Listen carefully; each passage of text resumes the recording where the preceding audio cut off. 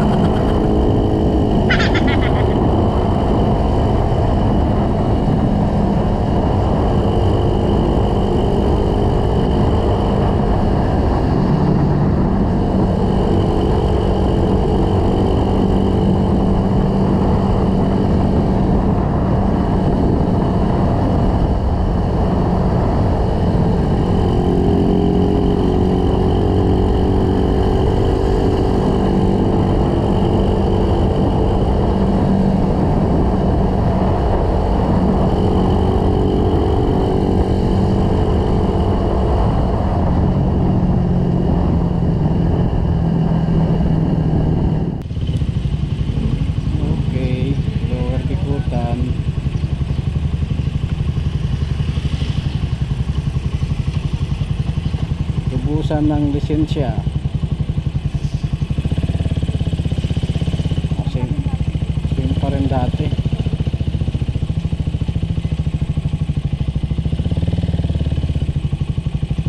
Tubusan ng lisensya. So ito mahigit na October 1, 2022. Galam Jonathan.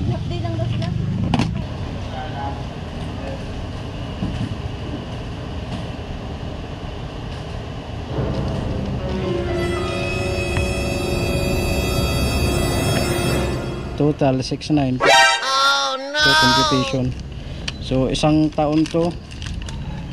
Isang taon mahigit. October 1. Isang taon at isang buwan. Hindi ka magbabayad. 1 year mahigit. 1 year and 1 month.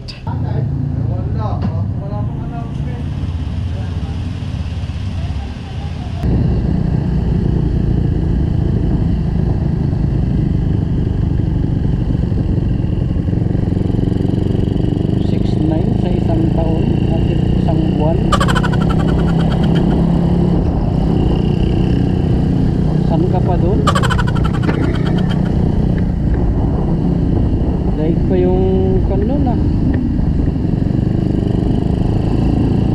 Tinalo pa yung nag-abroad.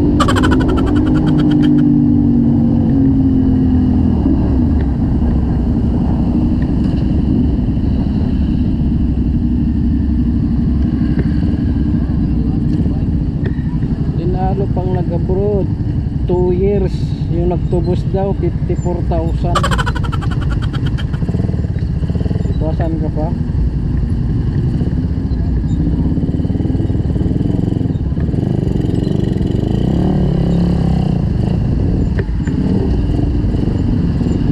$54,000 2 years.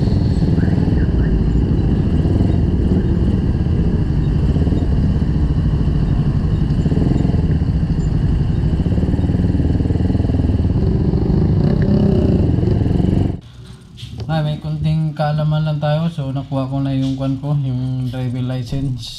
Ito yung driver license ko na 1 year mahigit di siya nakuha. So October ako nahuli, October 1 sa may Lower Bicutan, ay sa may Taguig mismo. Tapos to kakatubos ko lang kanina sa may Lower Bicutan LTO. So medyo malaki yung penalty. Ang penalty niya is pag hindi mo siya natubos ng work in 5 days sa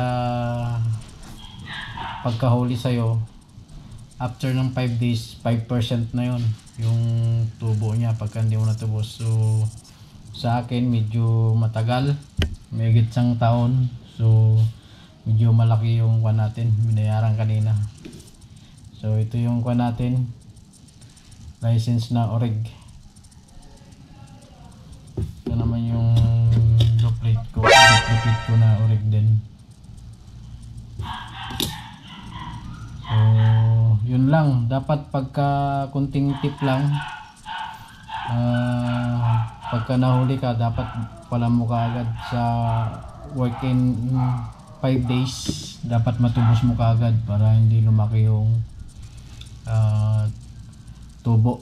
Medyo malaki yung kwan nila, yung tubo nila. Nasa may gets 1 year, nasa 6.9. So ang penalty ko lang dapat is 500. So ang babayaran ko nito is 6.9, kaya medyo malaki. So at least nakuha ko yung kwan ko, yung license. Kasi itong license ko 10 years to, 10 years kwan siya, expiration. So matagal-tagal, so kailangan natin tubusin. So yun lang guys, konting tips lang, dapat kunin nyo kaagad, tubusin nyo kaagad para hindi lumaki yung porsyento doon. So yun lang. Thank you sa panonood. Pa-share na rin para sa iba, para alam nila kung ano mga violation. So violation ko 500, pagka nahuli ka, halimbawa 1.5, so medyo mas malaki yun pagka 1 year na hindi mo na kuha. Tulad ng iba 2 years daw na hindi daw nakuha, so umabot ng 50,000, kaya medyo malaki din yung tubos. Okay guys, yun lang guys, thank you.